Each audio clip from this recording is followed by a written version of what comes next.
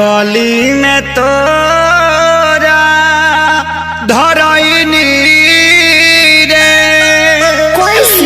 भाई से तोरा पिटैनी रे। अरे का करे आइल रह हड्डी मसली सब देला से दूर अरे मरले साले कसम से भरा अरे मरले साले कसम से भरा अरे मरले साले कसम से भरा। अरे कहां कहां मरल अरे का बताइए बड़ा मरले बासा।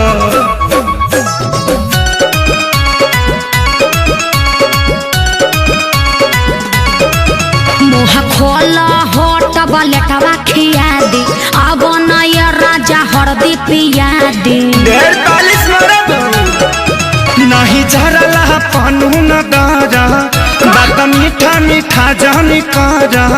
ओहो ऐसन कहे सोचता रह तनिको न कोइला हस विचार कुर्ता पायटा कुल्ही देला सफार लहै हरदी गुड़ पीला तका कर मिले हम आईनी रे प्यार में गलती भारी कईनी रे। चुप रहो सब ठीक हो जाई। पूछा करू अब तू हर गिला गुड़ अरे मरले साले कसम से भरा पुर अरे मरले साले कसम से भरा पुर अरे मरले साले कसम से भरा पुर। अरे चुप रहो चलो भोका माइस के सुई दिबा दी। वो कौन सुई है? दुख हरनी सुई। अच्छा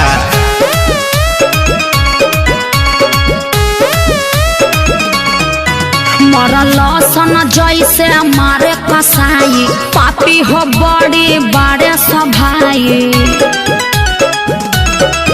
जनता रे खेसारी सभन के सब खेला है बचन के माने के नहीं मोहब्बत में हार ठीक नहीं कोइला सभाई हमार।